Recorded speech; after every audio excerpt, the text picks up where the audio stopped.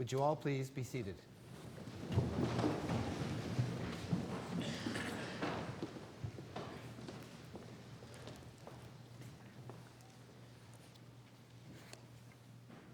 Good morning, students and colleagues, and to my family viewing this later on YouTube.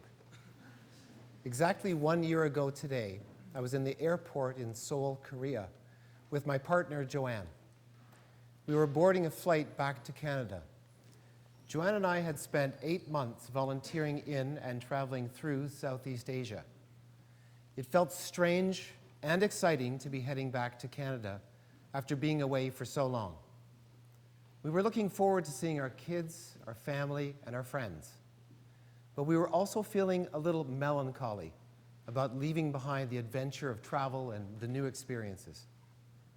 A short list of some of the highlights of our trip included volunteering for 3 months at a Buddhist school in Nepal, a 12-day trek in the Annapurna region of the Nepal Himalayas, a camel safari through a desert in Rajasthan, boating along the backwaters of the southern Indian state of Kerala, learning to scuba dive in the Gulf of Thailand and encountering a whale shark on one of our first dives, crawling through caves in Thailand, a 2-day cruise on the Mekong River, motorcycling the back roads of Laos, exploring the magnificent Angkor Wat complex in Cambodia, and spending 3 days in a treehouse with our children in the rainforest, surrounded by gibbon apes ziplining from tree to tree.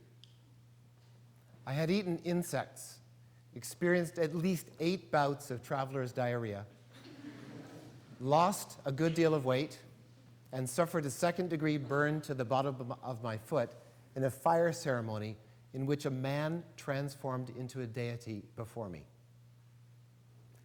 I'm lucky to have Joanne as my life partner, because she shares my philosophical outlook on life. Life is short and life is uncertain, so you should live life to the fullest while you can, while you have your good health. You need to take risks, but not completely without caution. You know how your teachers often write a closing comment on your report card along the lines of, "Have a safe March break"? I don't wish to offend my colleagues, but I think we could write better advice. I think we should write something like, "Take some risks this break. Do something you've always been afraid of. But wear a helmet, double check your zipline connection, and make sure you have enough air in your scuba tank." The other philosophical similarity that Joanne and I share is that your life should have some purpose. You should be helping others, and in the process of doing good, you too will benefit. In our 8 months in Southeast Asia, we were able to do all of this, and we had a wonderful time each and every day. The trip grew out of a conversation Joanne and I had in December of 2011. I was in my 30th year of teaching. Joanne is also a teacher at a different school. We had raised our 2 kids, who both graduated from Appleby, and in fact made their own speeches standing right here. It dawned on Joanne and me at that time that with Allison and Andrew grown and living away from home, and with some other circumstances that fell into alignment that year, we could actually realize our long-held dream of taking a year sabbatical from work to do something unique and special. Plan A was to sail around the world, but we don't have a sailboat and we don't know how to sail. Plan B was to follow the lead of Che Guevara and motorcycle around South America, but we had the same problem with that plan. So we came up with Plan C. We would go to Southeast Asia, which promised adventure, new experiences, and great volunteer opportunities. Earlier, I mentioned some of the adventures we had. These adventures were exhilarating and they were memorable. But the volunteer experience was deeply meaningful, and I think the overused cliche actually does apply to us. It was truly life-changing for us. I must give you some background information about Nepal and the school we were at.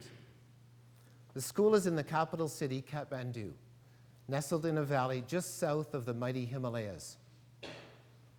The school is called Sri Mangal Dvip, or SMD for short.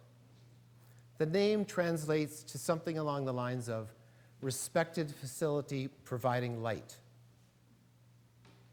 Many of you will remember Tashi Dolma, who graduated from Appleby last year. She had come to Appleby from SMD school, as had two other girls in earlier years.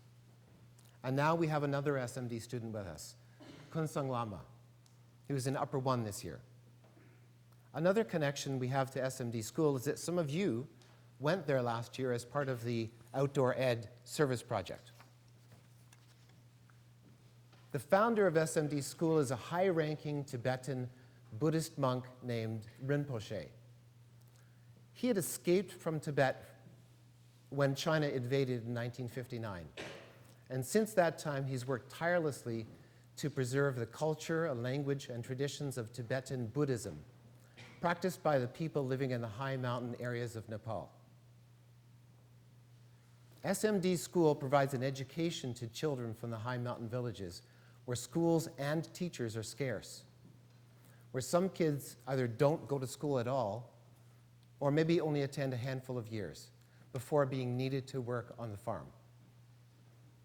Many of these kids are married by age 15. To reach these villages, you have to walk 5 days on mountain trails to get there.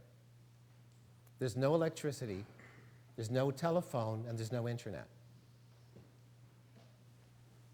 In recent years, Nepal has suffered through a litany of challenges, including the assassination of the royal family, a lengthy civil war, and now a government that is completely dysfunctional, torn by corruption and strife. It's dangerous to be outside after dark in the capital city. Outside of the cities, Maoist rebels shake down people at gunpoint and demand money to use the roads. Nepal has the lowest standard of living in Asia. In Kathmandu, the capital city, the roads are a mess. The water is not drinkable. The water table is being quickly used up. There's electrical power shutoffs between 8 and 14 hours every day. Compared to Oakville, daily life in Kathmandu is a real challenge. But that was part of the adventure. SMD school is a boarding school, like us. Fully funded, though, by donations from people overseas who support its vision. The kids are provided with clothing, with school supplies, with meals, the necessities of life. Classes are taught mostly in English, but there are also Nepali and Tibetan classes. A central part of life at the school is that Buddhist teaching, Dharma, is part of the daily routine, with prayers and special classes. It's an expectation that every graduate of the school will give a year or more of service back. Some of those graduates help in the monasteries or the nunneries. Some become teachers in the high mountain villages or at SMD itself. Others do medical or dental training. Some of the kids are selected to go overseas to schools like Appleby to continue their education with the goal to going on to university. These kids are wonderfully open, kind, friendly, hardworking, and thankful for what they have. They opened their hearts to us, and we developed incredible friendships. Joanne and I spent the 3 months working with the SMD teachers on lesson plans, team teaching, helping kids with evening study, going on field trips, and running clubs.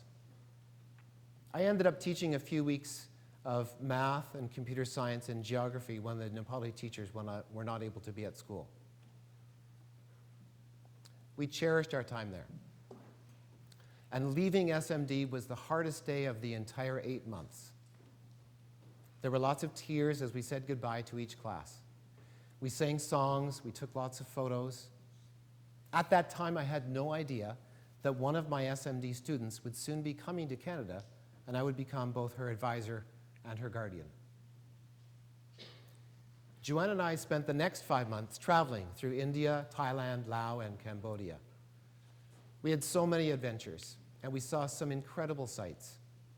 But we never recaptured the magical feeling we had at SMD every day. It had felt so good to have a responsibility and to have a routine. It had felt good to be helping these SMD kids, and it felt really good to work with and alongside the SMD teachers.